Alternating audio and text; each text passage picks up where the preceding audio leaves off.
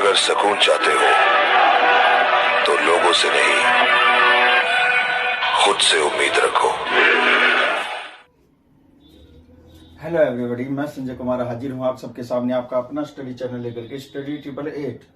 बहुत ही बढ़िया चैप्टर चल रहा है हमारा हिस्ट्री का, 10वीं क्लास के इतिहास का पहला चैप्टर, जिसका मैंने पहला पार्ट आपको पहले ही अपलोड करके दिया है और अब मैं लेकर के आया हूँ उसी चैप्टर का दूसरा पार्ट। बहुत ही बढ़िया चैप्टर है, सरस्वती सिंधु सभ्यता के विषय में है। तो देखिए इसमें हमने कहाँ तक पढ़ा था, इसकी भूमिका तैयार की थी हमने, इस चैप्टर की रूपरेखा तैयार की थी। अब हम इस चैप्टर को आगे बढ़ाएंगे, जैसे जैसे हम आगे बढ़ाते जाएंगे और भी रहस्य जो है इस चैप्टर से खुलते जाएंगे। लेकिन वीडियो को शुरू करने से पहले आप लोगों से मैं रिक्वेस्ट करना चाहूँगा कि अगर आपको ये वीडियो अच्छी लगती है, यूजफुल लगती है, तो लाइक कमेंट शेयर करते रहिए, और अगर आप इस चैनल पर नए हैं तो सब्सक्राइब करना न भूलें। आपके हर एक लाइक कमेंट शेयर और सब्सक्राइब से मेरा और चैनल का उत्साह काफ़ी बढ़ता है, अतः आप मेरा उत्साह बढ़ाते रहें। तो आइए देखते हैं हम आगे। नगर योजना से पहले कालक्रम देख लेते हैं। नंबर 1 पॉइंट है, नंबर 1 पॉइंट है कालक्रम। कालक्रम क्या है? देखिए, सरस्वती सिंधु सभ्यता है और बहुत ही बढ़िया ये सभ्यता रही है। इसने बड़े अच्छे से जो है अपने परिवेश को संभाल करके रखा और आगे भी जो है न्यू जनरेशन को ये ट्रांसफर की। तो इस तरह से हम जो है सिंधु घाटी सभ्यता बनाने जा रहे हैं। सिंधु घाटी सभ्यता, सिविलाइजेशन नदी के किनारे ऐसे बसती है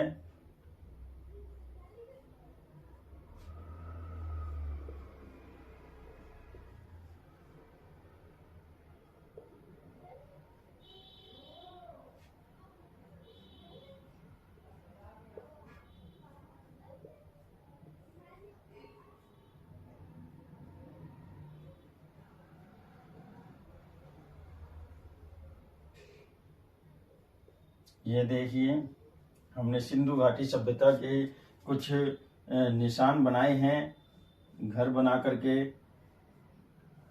गांव बसाए हैं।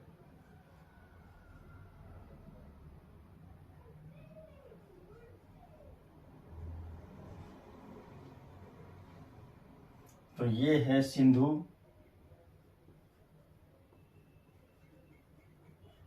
और ये है सरस्वती।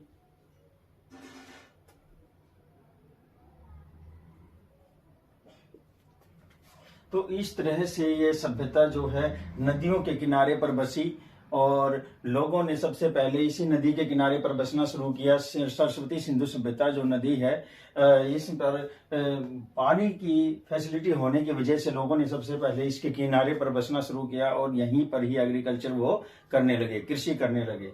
तो कालक्रम अनुसार यहाँ पर क्या बताया जा रहा है कि रेडियो कार्बन डेट्स के अनुसार, जो रेडियो कार्बन डेट्स है जो विज्ञान की प्रयोगशाला में वस्तुओं को ले जाकर के उनकी आयु का पता लगाया जाता है, तो इसी तरह से खुदाई में मिले कुछ कीमती चीजों को लेबोरेटरी में ले जाकर के रेडियो कार्बन डेट्स के माध्यम से जो है उनकी आयु का पता लगाया गया। तो वो जो समय पीरियड निकला है तो वो है 7500 BC टू 7000 BC। इस समय के बीच जो है, ईसा पूर्व बोलते हैं BC को, इस समय के बीच जो है ये सभ्यता के साक्ष्य मिले हैं। लगभग 7500 साल और 7000 साल पुराने जो ये सभ्यता के निशान मिले हैं। आगे देख लेते हैं। इसी तरह से फिर 3200 ईसा पूर्व में, 3200 BC में नगर योजना के निशान मिले हैं। नगर योजना के निशान में क्या क्या मिले हैं? मोहरें, मूर्तियां, और क्या मिले हैं? मोहरें, मूर्तियां, खिलौने,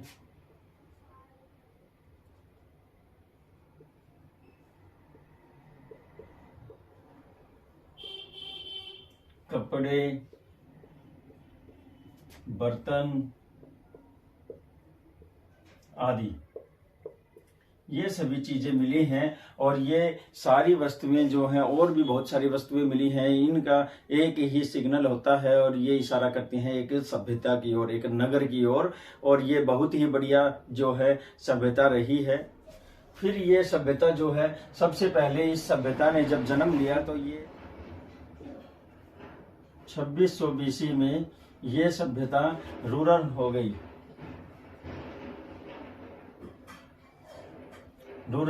गई, यानी कि ये ग्रामीण सभ्यता में बदलती चली गई। जो सिंधु घाटी सभ्यता है ये ग्रामीण सभ्यता में बदल गई। कभी 2600 ईसा पूर्व 2600 ईसा पूर्व में। और फिर ये वापिस जो है अर्बन में आ जाती है। फिर ये कन्वर्ट हो जाती है किसमें, ये वापिस अर्बन में आ जाती है। तो 2600 ईसा पूर्व के बाद 1900 ईसा पूर्व में 1900 BC में यह सभ्यता वापस ग्रामीण से नगरीय रूप प्रदान कर लेती है, रूप धारण कर लेती है। और फिर यह सभ्यता आगे चलकर 1300 ईसा पूर्व में ये धराशायी हो जाती है, डिस्कनेक्ट हो जाती है। तो ये धराशायी हो जाती है, धराशायी, ये सभ्यता धराशायी हो जाती है, यानी कि समाप्त हो जाती है। बहुत ही बढ़िया चैप्टर है और आपको समझ में आया होगा। इसके बाद हम देखेंगे नगर योजना। कालक्रम होने के बाद सेकंड नंबर पे आता है हमारा नगर योजना। सेकंड नंबर है नगर योजना।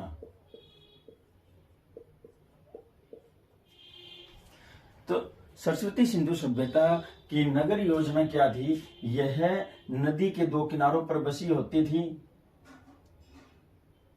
यह नदी के दो किनारों पर बसी होती थी। एक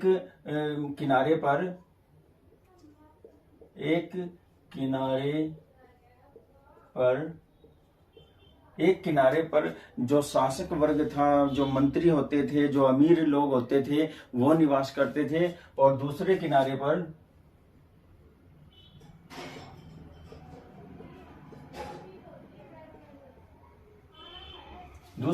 पर कारीगर हैं, आम नागरिक हैं, और जो शॉपकीपर वगैरह हैं, ये सब जो हैं दूसरे किनारे पर निवास करते थे। तो वो जो है अपने नगर का इस तरह से योजना करते थे। नगर के एक हिस्से में, दुर्ग में, तो शासक वर्ग और जो अमीर लोग थे वो निवास करते थे, मंदिर के पुजारी थे वो निवास करते थे। और दूसरे हिस्से में जो है, नगर के दूसरे हिस्से में आम नागरिक निवास करते थे, व्यापारी निवास करते थे, कारीगर निवास करते थे। इसी तरह से इस सभ्यता की जो और पहचान है, तो इस सभ्यता की जो मुख्य गलियां हैं, मुख्य सड़कें 9.15 मीटर चौड़ी होती थी।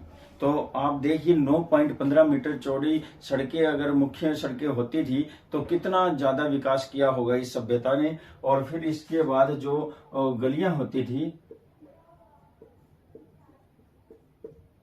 गलियां 3.0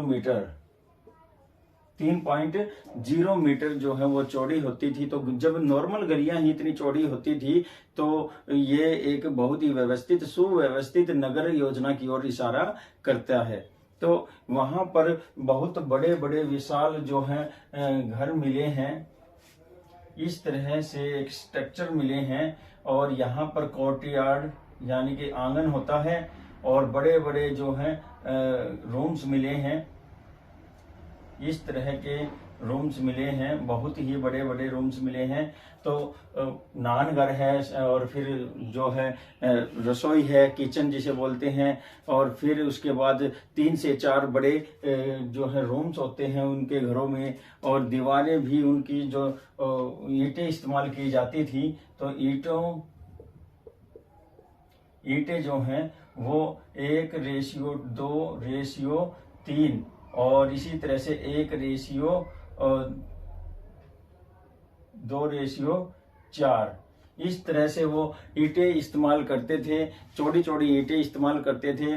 उनके जो नाले होते थे वो मुख्य नालों में घरों की नालियां आकर के गंदा पानी डाल देती थी। उनको जो घरों की नालियां जो हैं गली की नालियों से जुड़ी होती थी, और गली की नालियां मेन नालों से जुड़ी होती थी, और सारा कचरा जो है मेन नाले के माध्यम से शहर के बिल्कुल बाहर चला जाता था। और ये नाले और नालियां जो हैं ये पक्की ईंटों से ढके होते थे, तथा सड़कों के किनारे डस्टबिन भी रखे जाते थे।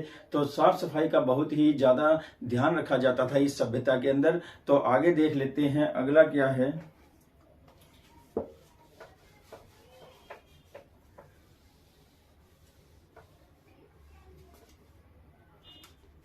कला। तो नंबर 3 है कला। तो सरस्वती सिंधु घाटी सभ्यता की कला के विषय में अगर हम बात करें तो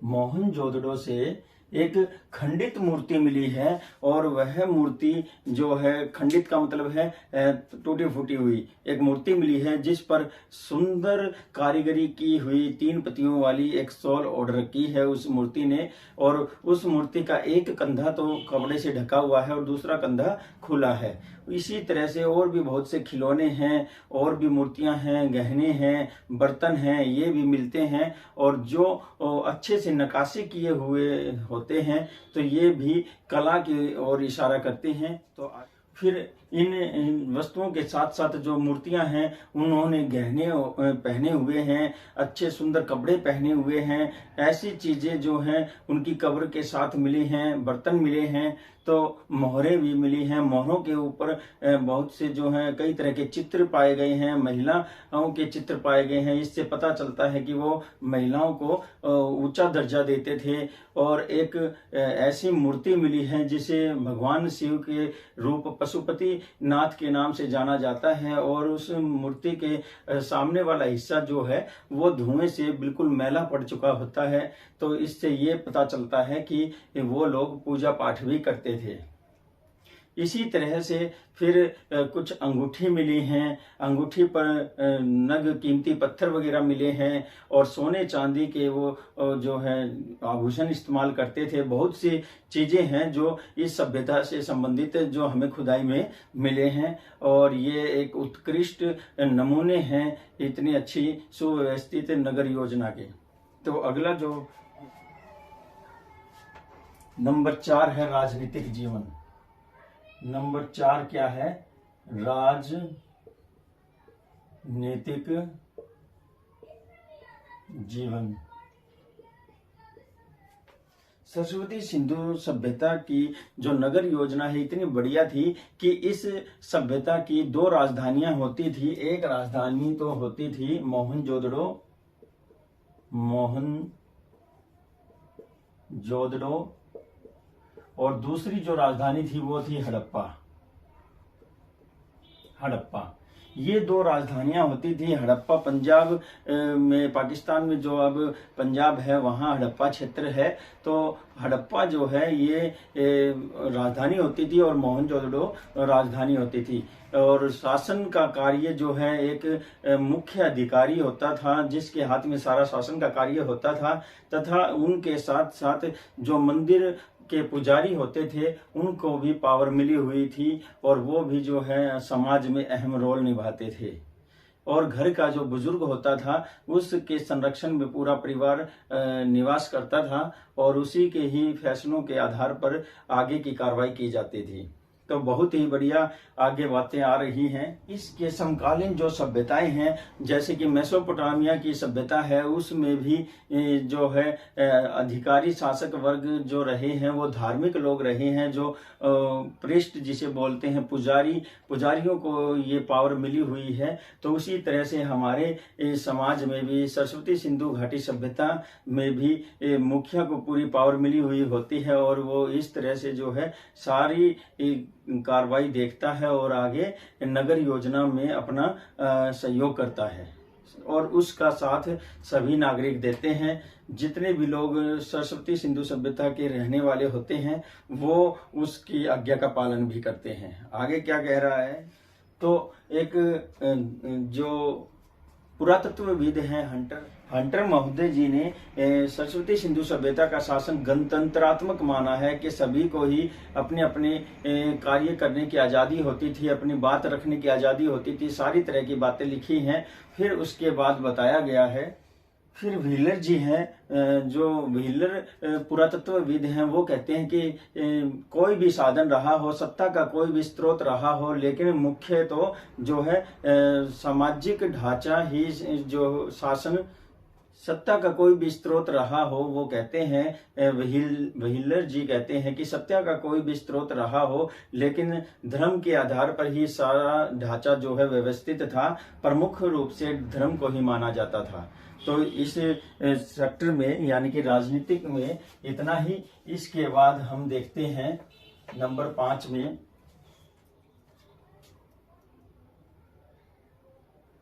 सामाजिक जीवन। सामाजिक जीवन पॉइंट नंबर 5 है, आज का आखिरी पॉइंट है इस वीडियो का। तीसरे पार्ट में हम इस वीडियो को क्लियर कर देंगे, इस चैप्टर को हम क्लियर कर देंगे। और जो 5वां पार्ट है वो है सामाजिक जीवन। सामाजिक जीवन कैसा था? सरस्वती सिंधु सभ्यता में जो नगर था उसको दुर्ग और आवासीय क्षेत्र में बांटा गया था। दुर्ग और आवासीय क्षेत्र, दुर्ग व आवासीय क्षेत्र, दुर्ग और आवासीय क्षेत्र में बांटा गया था। दुर्ग में राजा और उसके प्रशासनिक अधिकारी निवास करते थे तथा दूसरी तरफ जो है उच्च वर्ग के लोग निवास करते थे, और बाकी का जो क्षेत्र था उसमें आम नागरिक निवास करते थे। तो इस तरह से जो है आगे धोलावीरा नामक स्थान पर, धोलावीरा नामक स्थान पर ऐसे ही नगर की दुर्ग योजना का पता चला है, और वहां पर दुर्ग क्षेत्र और आवासीय क्षेत्र मिले हैं, जिसके आधार पर यह अनुमान लगाया जाता है कि इस तरह से इस सभ्यता में जो है नगर योजना रही होगी। तथा जो धोलावीरा की नगर योजना है उसमें चारों तरफ से नगर जो है रक्षा प्राचीर से घिरे हुए थे, जबकि हड़प्पा और मोहनजोदड़ो से मिले नगर आवासीय क्षेत्र में ऐसे कोई साक्ष्य नहीं मिले हैं कि ये नगर जो है सुरक्षा प्राचीर से घिरे हों। इसी तरह से लोथल बनावली और धोलावीरा से किले की किलेबंदी के साक्ष्य मिले हैं। और आगे तो इस सभ्यता के दौरान में जो जुलाहे हैं, निकासी करने वाले हैं, बुनकर हैं, कुम्हार हैं, सुनार हैं, ये कुछ महत्वपूर्ण वर्ग हैं जो इस सभ्यता के प्रमुख कारीगर हुआ करते थे। आगे देखते हैं तो सरस्वती सिंधु सभ्यता जो है वो दोनों तरह के लोग निवास करते थे, शाकाहारी भी और मांसाहारी भी, दोनों तरह से यह सभ्यता थी। और इस सभ्यता ने ही सबसे पहले पशुओं को पालतू बनाना शुरू किया था। तो इन्होंने जो है बैल का प्रयोग किया, खेती करने के लिए बैल का प्रयोग किया तथा ट्रांसपोर्ट के लिए भी बैल का प्रयोग किया जाता था, और मवेशियों को पाला जाता था, दूध के लिए गाय भैंस को पाला जाता था, मांस के लिए बकरी, भेड़ और फिर सुअर, इस तरह से जो है इन पशुओं को पाला जाता था मांस के लिए। और फिर इस सभ्यता ने ही जो है हाथी जैसे बड़े जानवर को, हाथी जैसे बड़े पशु को भी जो है अपना गुलाम बनाना शुरू कर दिया, और घोड़ों को भी ये पालतू बनाकर रखते थे। तथा इस सभ्यता के लोग जो हैं आभूषणों के बड़े ही शौकीन होते थे। तो वो मेटल्स के और कीमती पत्थरों के तथा हाथी दांत के आभूषणों का इस्तेमाल करते थे। और कुछ जगहों से साक्ष्य मिले हैं कि हाथी के दांत से बना कंघा प्राप्त हुआ है, और कहीं से अंगूठी प्राप्त हुई है, तो कहीं से मूर्ति जो डांसिंग जो हम उसको बोलते हैं आइडल्स, तो वो प्राप्त हुई है, जिसे नटराज की मूर्ति कहा जाता है। तो इस तरह से हमें पता चलता है कि इस सभ्यता का सामाजिक जीवन भी बड़ा ही सुव्यवस्थित तरीके से संगठित था। तो डियर स्टूडेंट, आज की वीडियो में सेकंड पार्ट में इतना ही। ज़्यादा लंबी वीडियो न रखते हुए तीसरे पार्ट में हम इस चैप्टर को फिनिश कर देंगे। फिर इसके बाद हम इसके क्वेश्चन आंसर डिस्कस करेंगे और आप अच्छे से जो है स्टार्टिंग से ही अपनी 10th क्लास की अच्छी सी तैयारी करें और मेरिट आप लेकर के आएँ। और इसी कामनाओं के साथ मैं आपसे विदा लेने से पहले रिक्वेस्ट करना चाहूँगा कि अगर आपको ये वीडियो अच्छी लगी है तो लाइक कमेंट शेयर करते रहिए, और अगर आप इस चैनल पर नए हैं तो सब्सक्राइब करना न भूलें। नमस्कार, जय हिंद।